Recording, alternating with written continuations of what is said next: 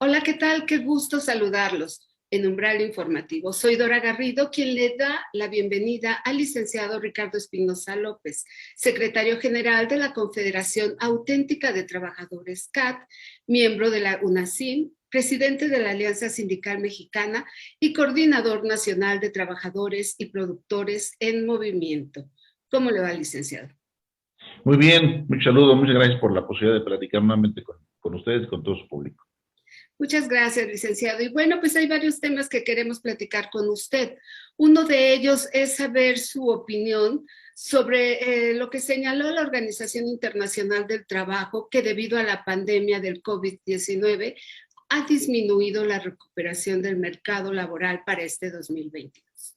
¿Qué opinión le merece? Pues sí, mira, es muy respetable el estudio que presenta la OIT, su opinión sobre el mercado internacional y nos afecta sobre el mercado nacional, que es lo que yo creo que en primera instancia debemos abocarnos, ¿no? Efectivamente, veníamos viendo de pronto alguna posibilidad de recuperación, no de crecimiento, sino de recuperación, tanto de inversión como de empleo, y vuelve a surgir la cuarta ola de la pandemia y vuelve a tumbar todas las expectativas. Sumado que en México, pues no tenemos un diálogo social entre los sectores, donde el gobierno no ha querido sentarse con los sectores productivos a platicar sobre un plan de recuperación de inversión económica que a su vez genere empleos y al menos podamos recuperar los reales empleos. Se ha estado festejando en México que el Seguro Social vuelve a tener cotizantes parecidos o un poquito más al 18 antes de la pandemia. Cuando digo 18 me refiero al 2018. Entonces, no, y el Seguro Social no mide el empleo, ya lo hemos dicho muchísimas veces. El Seguro Social mide cotizantes, ¿sí? No olvidemos que estuvimos en una transición de bajas y altas de empresas en la misma pandemia y en el outsourcing, ¿no? Entonces, con la reforma del outsourcing, entonces hubo movimientos, más aún sumado a que mucha gente de alguna manera regularizó su estatus en el Seguro Social, pues entonces parece que hay una recuperación de empleos. Cosa que desde mi punto de vista no es cierto porque lo vemos en las fuentes de empleo, donde sí se ve la batalla diaria y cotidiana, no en las mesas de escritorio, que respeto mucho, pero que adolecen de esta práctica cotidiana con el rostro de la sociedad del mundo del trabajo. Entonces, no es bueno lo que está pasando porque tenemos un déficit muy fuerte, es decir, no solo no se han recuperado, sino no se han creado empleos que debieron haberse creado en los últimos 2 años. Por la pandemia o sin la pandemia, el gobierno no ha implementado políticas que permitan decir económicas, desde luego, ya sea de inversión directa o nacional o internacional, que pueda fomentar el crecimiento y nacimiento de la industria y los servicios. Al contrario, ¿no? No ha habido este crecimiento de empleos y por lo tanto tenemos un déficit. Hay que señalarlo tal cual, no porque sea nuestro deseo, no. Nosotros quisiéramos que hubiera mucho empleo, muy bien pagados, pero definitivamente la política de este gobierno, lo hemos venido sosteniendo, no va encaminada a la creación de empleos ni a la protección de los derechos de los trabajadores. Por más que se diga y se diga, los números son contrarios. Y luego le sumamos la inflación que se atravesó a fines de año y que todavía hoy anda en parámetros bastante altos, pues esto no ayuda mucho a la creación del empleo, no incentiva el consumo, por ejemplo, que sería una vía para crear empleos, para inversión. Se sigue manteniendo un déficit de más de 400,000 empresas, del 1.600.000 que cerraron, 400,000 no abrieron. Y tampoco se ha recuperado de alguna otra manera el empleo. Se quiere decir que se ha recuperado el empleo porque hay más personas ocupadas en lo informal y en lo formal. Lo que creció fue la informalidad. Este déficit de empleo se fue la informalidad. Pero si como este gobierno también quiere cambiar todos los parámetros de medición, empleo le llama a cualquier cosa, cualquier actividad, pues entonces aparentemente ha crecido, cosa que no es real. No es medible tampoco de manera efectiva. Se ha aumentado el desempleo porque estadísticas lo dicen, encuestas lo dicen, y lo contrastas con las fuentes de empleo formales, bueno, pues ahí está el déficit que ha ido al empleo o al subempleo, no al empleo formal. Garante de la que garantiza la Constitución y las leyes mexicanas no se ha dado en México. Por lo tanto, tenemos un déficit muy fuerte y no vemos, al menos de manera inmediata o cercana, que esta política mejore en la creación de empleos. Y por otro lado, pues asustamos a los inversionistas extranjeros como con la reforma energética, por ejemplo, y otro tipo de medidas, pues bueno, entonces no somos un país propicio para que venga la inversión extranjera, ya no tanto la nacional, sino la extranjera, y por lo tanto yo creo que estamos en un problema muy fuerte que no se ha recuperado, el mercado laboral en su conjunto, en la inversión, creación de empleo y fortalecimiento de la estabilidad laboral. Claro, líder, ¿cree usted que las organizaciones sindicales tendrían la obligación de imaginar cómo construir mercados laborales más resilientes? Mira, a los sindicatos y a los trabajadores no les toca la creación de empleos, definitivamente. Si hay alguna política que pretenda transferirle la responsabilidad a los trabajadores de los sindicatos en la creación de empleos, no sería producente, no están las condiciones dadas. Los sindicatos y los trabajadores, o los trabajadores por conducto de los sindicatos, pueden crear condiciones favorables para que haya inversión de empleo. La inversión o es privada o es pública, o es nacional e internacional. Y eso le crea, aparte del mercado laboral, a los otros factores. En este caso, al factor privado, a los empleadores, les toca esta facultad. Ya al gobierno le toca la obligación de crear condiciones que garanticen las inversiones y los empleos. A los trabajadores los que les toca es estar aplicados al trabajo, cuidar la fuente de empleo, mejorar sus condiciones de trabajo, y a los sindicatos ejercer una representación efectiva en defensa de los derechos de los trabajadores, siempre cuidando el equilibrio de los factores de la producción. Es decir, que se crean y se mejoren los empleos, pero no nos toca la creación de empleos. No tenemos esa función ni esa capacidad, y quien lo diga y quien lo quiera sostener está equivocado, porque el trabajador no crea empleos, los sindicatos no fomentan la creación de empleos, me refiero como detonantes de crear empleos, sí fomentan la conservación del empleo y la inversión, mejorando las condiciones políticas y sociales en las relaciones colectivas y una representación efectiva con los trabajadores. Hasta ahí llega la responsabilidad de los sindicatos en esa materia.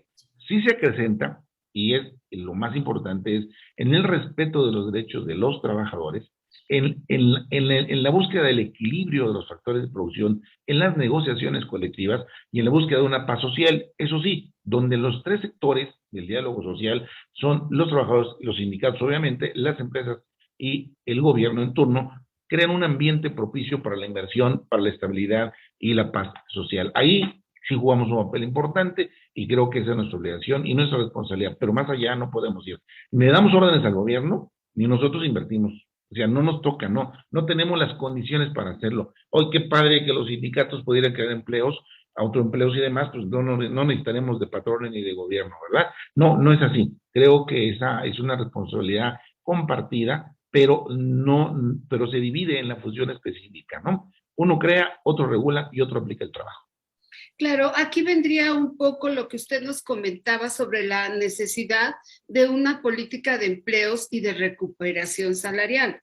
¿Cómo es esto? Recuérdenos, por favor. Hay una figura internacional que la OIT difunde mucho y propicia, que es el diálogo social.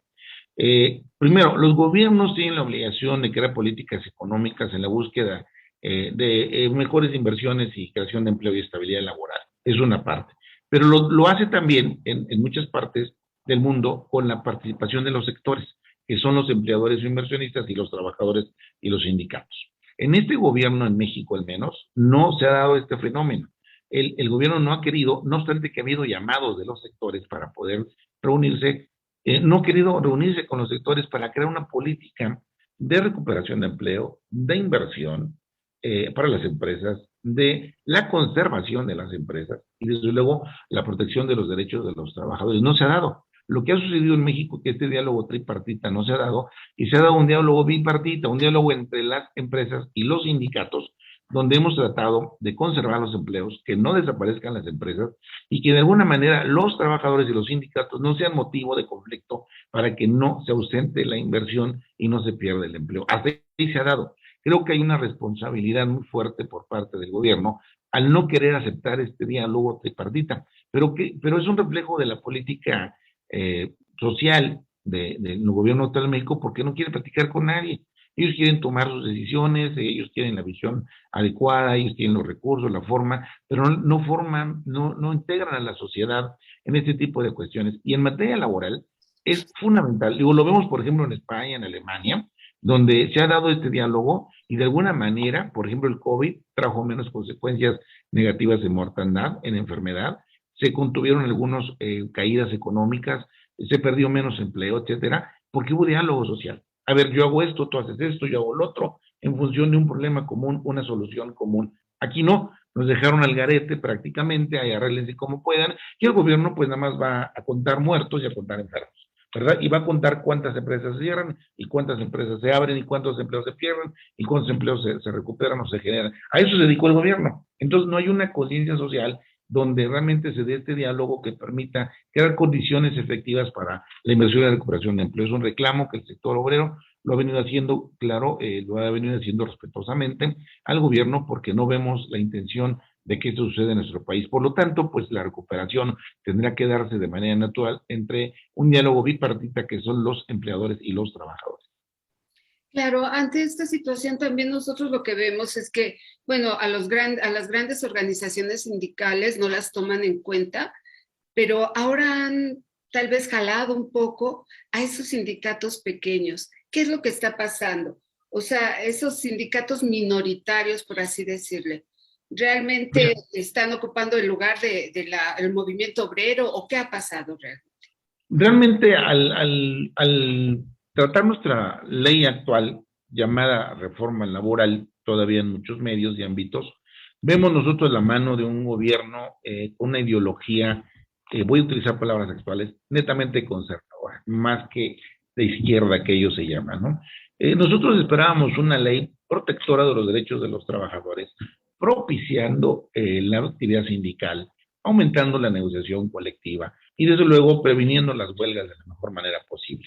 Y este gobierno lo que hizo fue una reforma conservadora donde debilita el sindicalismo, crea unas figuras o unos líderes políticos sindicales que han querido invadir el mundo sindical en México y no ha pasado nada. Lo que ha venido a pasar es que tenemos una reforma fracasada donde se ha polarizado el sindicalismo, donde han venido creciendo, formándose sindicatos muy pequeños y que esto ha venido polarizando. Hoy está en peligro incluso la negociación colectiva porque pretenden que los sindicatos minoritarios formen parte de las directivas o de las comisiones que lleven a cabo la creación, vigilancia y desarrollo de los contratos colectivos en México. Nos ponemos de acuerdo. O es una democracia participativa proporcional o es una democracia sindical de mayoría.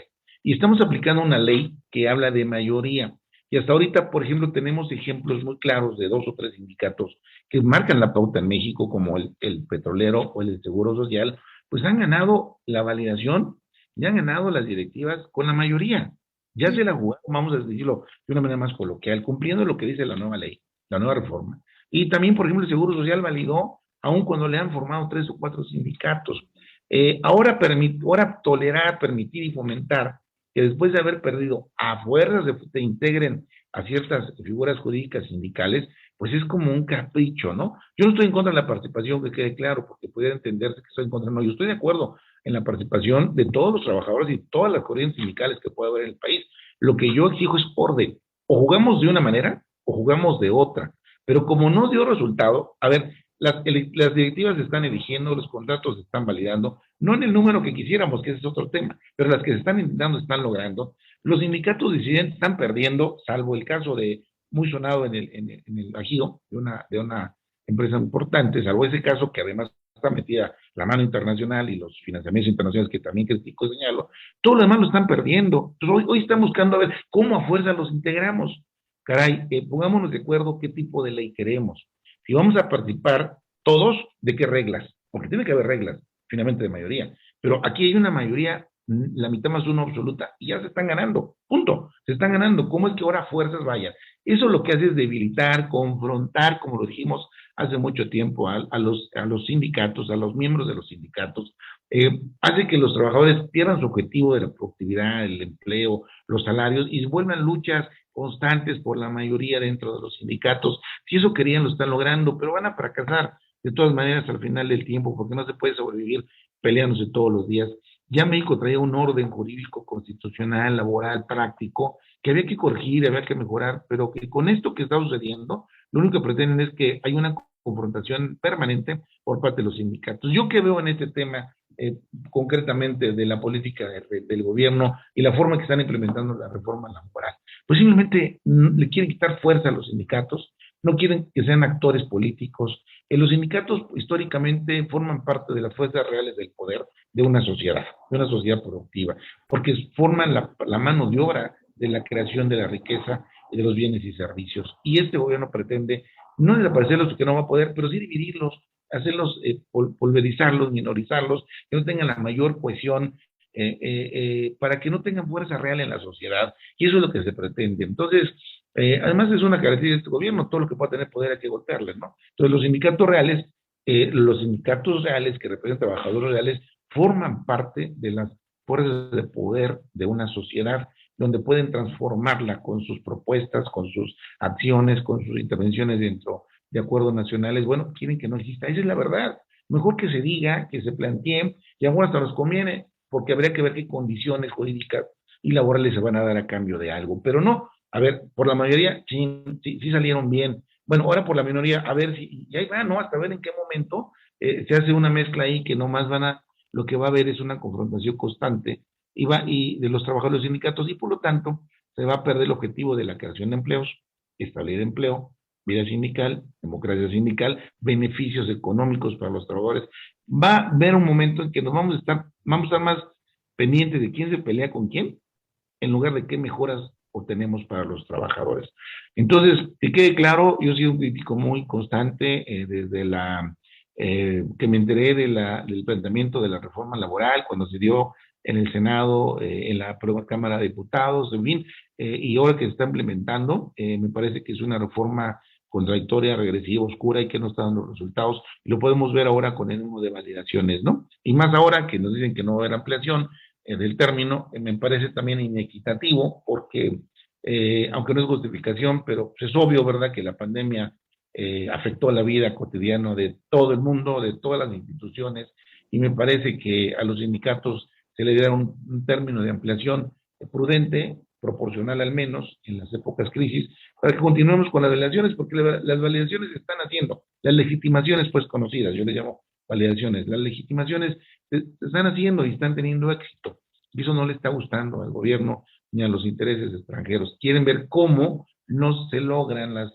legitimaciones, pero pues no, yo veo que está avanzando. Nosotros cada vez que intentamos algo nos sale bien, ahorita estamos validando, legitimando otros, estamos planteando otros, nos está yendo bien, y yo me entero de compañeros que van bien, y el número de más de 1.100.000 más o menos que se han legitimado contra 20 o 30.000 que no, pues no pinta ese 0.6% que no sea legitimado. Entonces creo que en ese sentido, más las prórrogas fíjate qué contrariedad, ellos sí se prorrogan para implementar la reforma y no a los actores que somos nosotros nos dan facilidades para hacerlo, ¿no? Qué contrariedad, ¿no? Entonces, pues no hay equidad, es simplemente se hace porque yo lo digo y como yo digo, y las partes no importan, o sea, los objetos y objetos no interesan, importan lo que yo digo desde el punto de vista del gobierno. Así que estamos en un cúmulo de contradicciones que hacen que esta reforma se vea pésima, se vea rebasada por la realidad, se vea no beneficiada que no beneficia a los trabajadores, que entorpece la vida de los trabajadores y los sindicatos laboralmente y de las empresas efectivamente. Claro, licenciado, también estaría en entredicho el que han manifestado que ya un 70% de conciliaciones ha sido resuelto de todos los casos nuevos. Pues, ¿Quedaría en entredicho también? Mira, parece que estoy parafraseando a alguien, pero tenemos otros datos en la efectividad. Hay una crítica que yo he hecho al Centro de Conciliación, tanto local como federal, porque se ufanan de ser muy eficientes. Mira, de cada 100 quejas o denuncias que llegan, arreglamos 80. Otra, pues, hay que darles una medalla porque los baños están limpios, abren a las 8, llegan puntuales, se van a las 6 y todo se arregla. El problema es que la eficacia no existe. Eso es la eficiencia. La eficacia significa que los centros de conciliación están para aplicar la ley federal del trabajo. Es decir, todos aquellos arreglos de carácter económico en los procedimientos de conciliación deben estar basados en la aplicación de la ley del trabajo, no en las cantidades.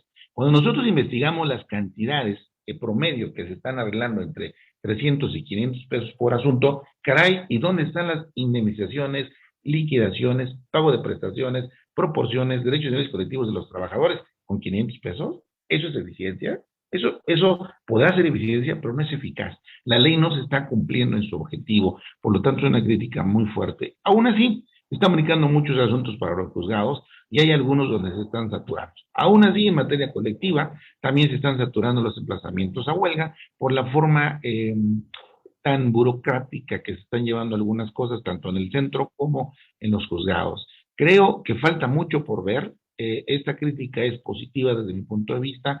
No podemos decir que todo está perfecto porque somos eficientes. Es decir, mira, yo llego puntual a las 8, me paro a comer a la 1, me voy temprano a las 5 en punto salgo y dejo mi escritorio bien bonito. Sí, ¿qué hiciste en tu trabajo? ¿Qué produciste en tu trabajo? ¿Cómo lo hiciste? Y ese es el tema que el centro no lo están viendo de esa manera. En mi caso sí, y lo he dicho y lo sostengo. Me parece que no están siendo eficaces en el cumplimiento de la Ley Federal del Trabajo. Bien, licenciado, pues ya sabe que el tiempo se va volando, pero nos gustaría que pues diera algún mensaje a los trabajadores por esta cuarta ola de Omicron, aunque dicen que es más ligero, pero yo creo que hay que seguir, no bajar la guardia, ¿no? Bueno, primero cuidarnos, darle el pésame a todas las familias que han perdido familiares, a todos los que están enfermos, echarle ganas, que sigamos adelante, cuidarnos, yo creo que estas reglas de sanidad, la distancia, el cubrebocas, el gel, la limpieza, pues debe seguir adelante, no debemos descuidar ese tipo de cuestiones, y que bueno, pues esta ola aparentemente ha sido menos mortal, pero no deja de tener sus consecuencias humanas, y a invitar a todas aquellas personas que no se han vacunado que lo hagan, por favor. Aquellas que sienten síntomas, que se cuiden, porque de alguna u otra manera es un problema de todos, aunque afecte a algunos. Claro. Muchas gracias. Al contrario, licenciado, muchas gracias. Esperamos verlo pronto aquí nuevamente en Umbral. Y bien, a nuestros amigos radioescuchas y cibernautas solamente nos resta darles las gracias y recordarles que los esperamos la próxima semana en una emisión más de Umbral Informativo, la entrada a la noticia, donde aquí en Cadena Azul, la radio más fuerte de México. Hasta luego. Muchas gracias. Gracias, hasta luego.